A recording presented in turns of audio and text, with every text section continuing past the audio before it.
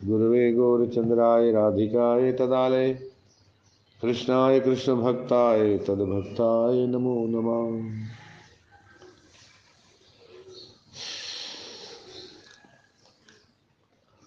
जय श्री कृष्ण चैतन्य प्रभु नित्यानंद श्री अद्वैत गदाधर श्रीवासादि गौर भक्त वृंदा। अलग अलग ओहदे बताए हैं, 20 ओहदे बताए हैं। जिन्होंने बताए हैं भक्ति विनोद ठाकुर महाराज ने।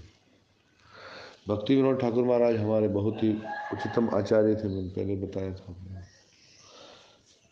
श्री गोधरम कल्पतरू में उन्होंने कृष्ण भावनामृत को कैसे चलाना चाहिए, कृष्ण भावनामृत वर्तमान के लोग पूर्वों के साथ किस तरह जुड़कर सेवा करेंगे, ये सारी चीजें और उसके ओहदे भी बताए हैं।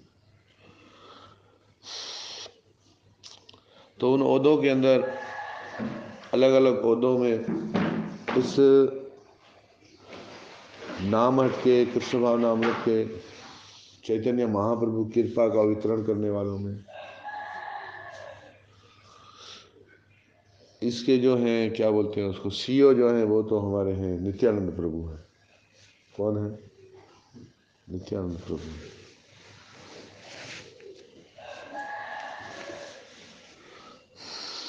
और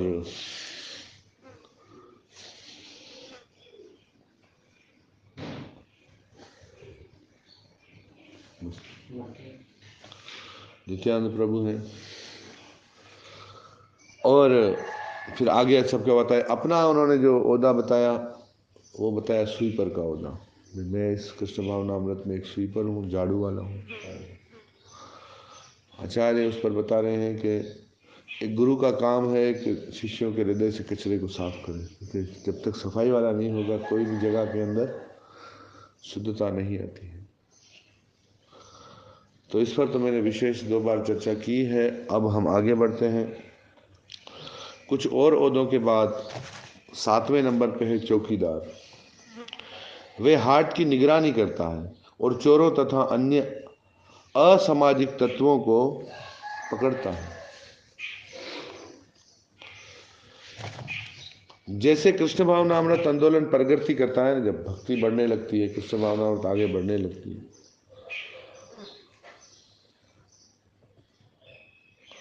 तो कलयुग प्रचार में बाधा पहुंचाने के लिए, प्रचारकों को गुमराह करने के लिए या जिम्मेदार भक्तों को चुराकर उन्हें परमाणिक कृष्ण भावनामृत आंदोलन से दूर अन्य गतिविधियों में व्यस्त करने के लिए निरंतर अपने प्रतिनिधि भेजता है। क्या करता है? निरंतर अपने प्रतिनिधि भेजता है।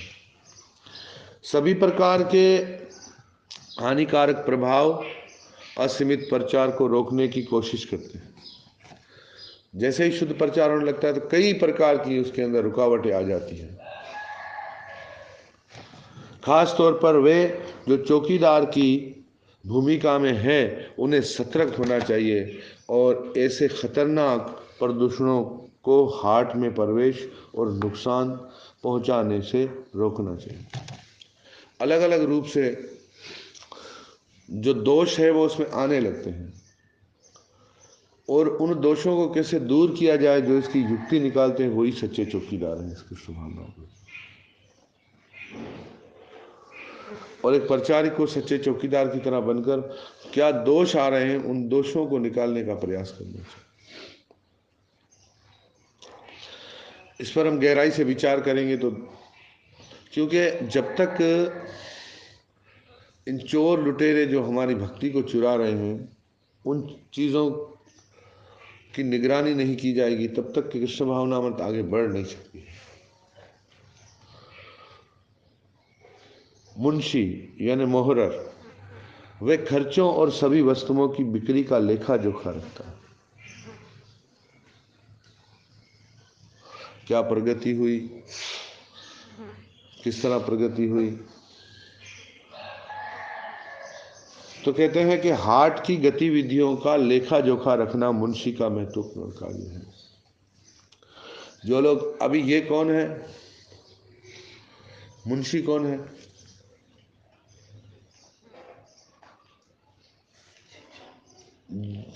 यहाँ पर ये धन को लेकर के बात नहीं हो रही, जैसे हम खजांची बनाएंगे, वो पैसे का हिसाब रखेगा, वो सामान्य बात है, वो भी होना चाहिए।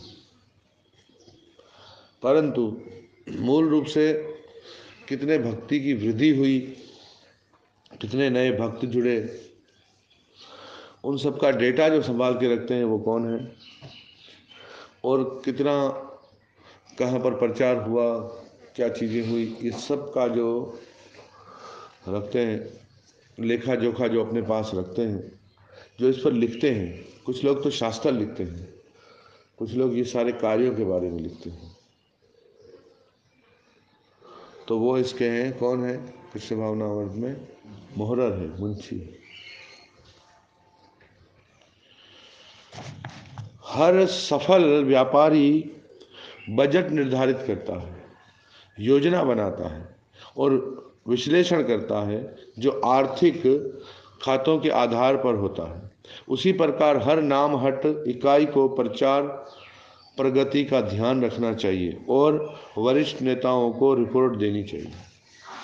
जो भी हम काम करें वो कार्य हमें वरिष्ठों के पास पहुंचाना चाहिए, वरिष्ठों को उसे और वरिष्ठों को आगे पहुंचाना चाहिए, फिर ये बातें गुरु महाराज तक जानी चाहिए और गुरु महाराज को ये सारी बातें नित्यानंद प्रभु तक पहुंचानी चाहिए, तब हमारी कामयाबी होगी।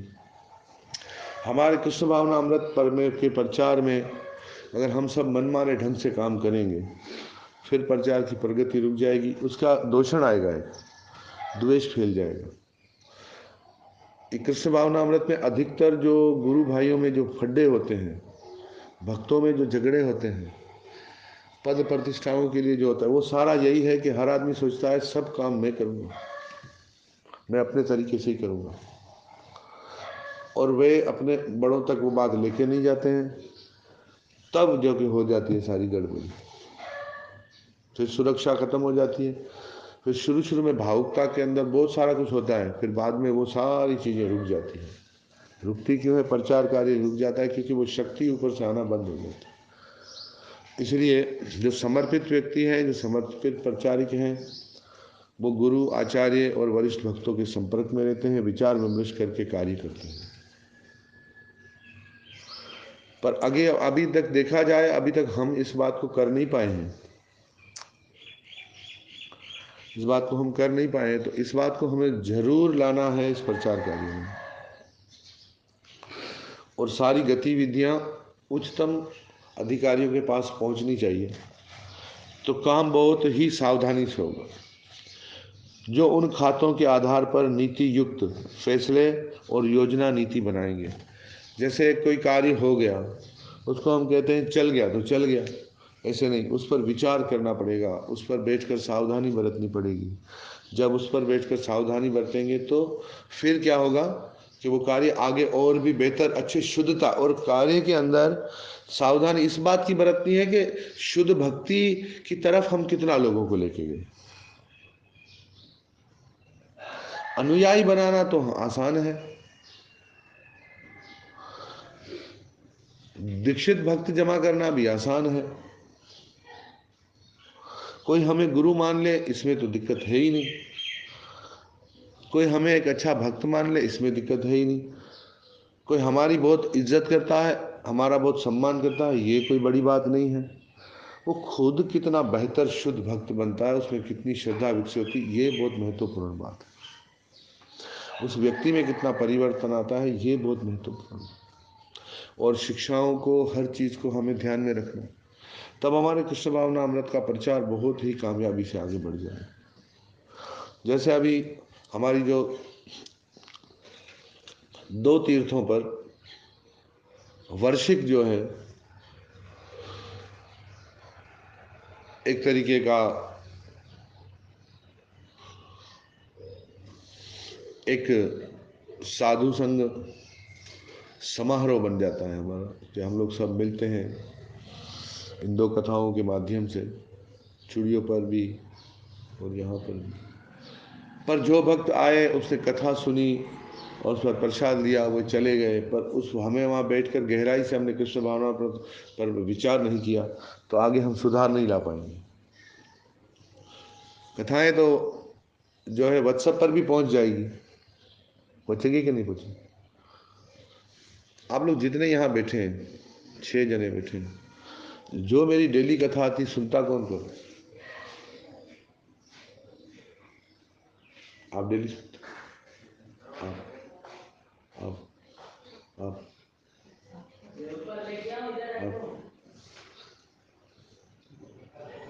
तो एक कथा सुनना भी बहुत जरूरी, वहां भी सुनेंगे, पर जब बैठते हैं सब मिलते हैं भक्त लोग,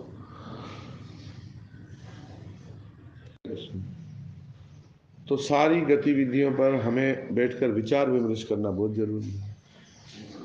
भविष्य की भीति बनाएंगे तो कथा सुनना बहुत जरूरी है। कथा सुनने से पहले आदमी निर्णय कर लेगा कि कहीं ऐसा ना हो जाए, कहीं ऐसा ना हो जाए। खासकर कोई भी उत्सव आते हैं, रोज कुछ ना कुछ नई बातें हम शास्त्रों से लेकर निकाल कर, इतना सारा शास्त्रों का भंडार पड़ा, तो सतत कथा को सुनना बहुत जरूरी है। और दीक्षित भक्तों के लिए, जो नए दीक्षित भक्त हैं उनके लिए तो अधिकतर ये, उनको सुनना बहुत जरूरी है और समझना बहुत जरूरी है, विचार विमर्श। पर अधिकतर भक्त लोग बहुत ही कम सुनते हैं, ज़्यादा सुनते नहीं।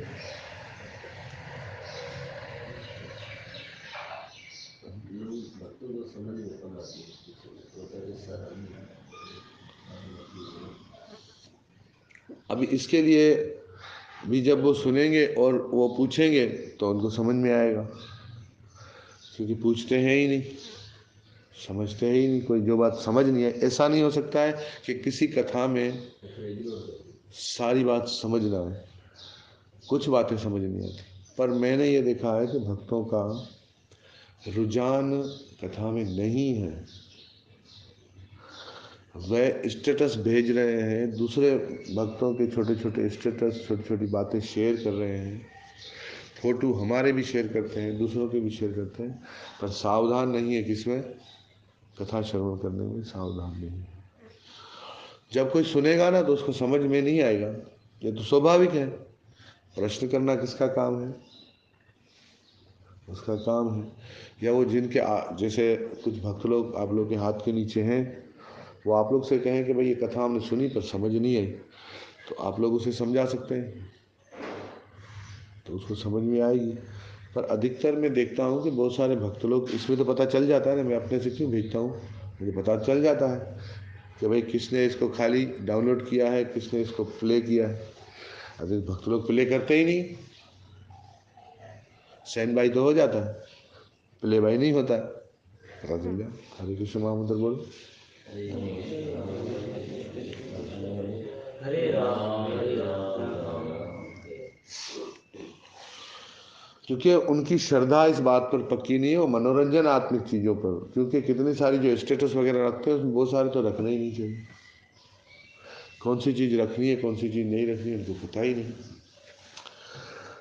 तो कर रहे हैं। फिर भी अभी हमें इन लोगों को इस बात पर लेके आना है ना, उस रस में डालना है, उस शिक्षाओं में लेके आना है, ताकि वो सही, वो नहीं समझते हैं उसमें उनका कसूर है नहीं, पर जब तक उनकी शिक्षा वहाँ तक पहुँचेगी नहीं तब तक वो, इसके लिए एक अच्छा काम ये है